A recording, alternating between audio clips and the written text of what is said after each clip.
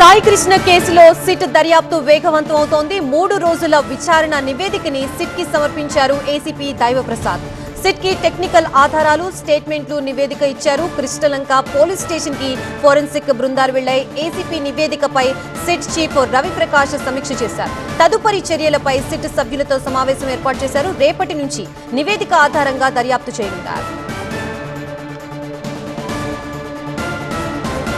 సాయి కృష్ణ కేసులో సిట్ దర్యాప్తు వేగవంతం చేశారు. 3 రోజుల విచారణ నివేదికని సిట్ కి సమర్పించారు ఏసీపీ దైవప్రసాద్. సిట్ కి టెక్నికల్ ఆధారాలు, స్టేట్మెంట్ల నివేదిక ఇచ్చారు. కృష్ణలంక పోలీస్ స్టేషన్ కి ఫోరెన్సిక్ బృందాలు చేరుకున్నాయి. ఏసీపీ నివేదికపై సిట్ చీఫ్ రవిప్రకాష్ సమీక్ష చేశారు. తదుపరి చర్యలపై సిట్ సభ్యులతో సమావేశమయ్యారు. రేపటి నుంచి నివేదిక ఆధారంగా దర్యాప్తు చేపట్టనున్నారు. ఇదే అంశానికి సంబంధించి మనకి పూర్తి అప్డేట్స్ అందించడానికి మా ప్రతినిధి వసంత్ సిద్ధంగా ఉన్నారు. వసంత్, ఈ 3 రోజులు జరిగిన ఇన్వెస్టిగేషన్ కి సంబంధించి ఇచ్చిన నివేదికలో ఏ అంశాలను పొందుపరిచారు? సిట్ విచారణ రేపటి నుంచి ఏ విధంగా ఉండనుంది?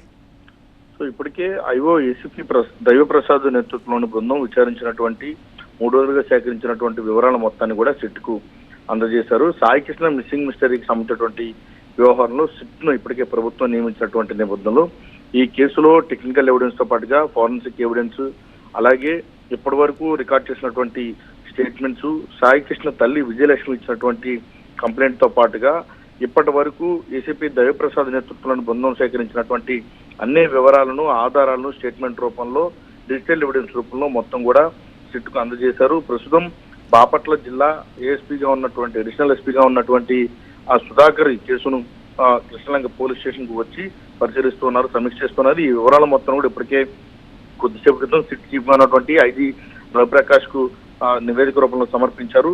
ప్రస్తుతం ప్రాథమికంగా ఈ కేసుకు సంబంధించిన అన్ని వివరాలను కూడా పరిశీలించినటువంటి సిట్ బృందం రేపటి నుంచి పూర్తి స్థాయిలో రంగంలోకి దిగబోతోంది.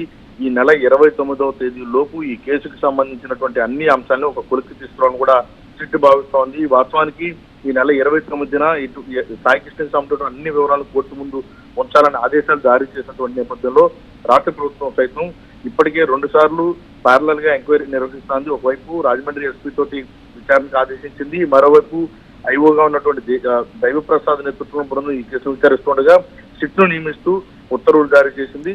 సో ఈ అన్ని వివరాలతో కూడినటువంటి అంశాలపైన పూర్తి నివేదికను తీసుకున్న తర్వాత రేపు నుంచి పూర్తి స్థాయిలో విచారణ చేసి ఈ నెల 29వ తేదీ లోపు ఈ కేసుకు సంబంధించినటువంటి అన్ని అంశాలు కూడా కోర్టు ముందు ఉంచబోతున్నారు. రేపు కృష్ణలంక సీఏగా సస్పెండ్ అయినటువంటి నాగరాజు పైన కేసు నమోదైనటువంటి ఆ నాగరాజును రేపు అదుపులో తీసుకొని విచారించబోతున్నారు. Right, thank you Vasant.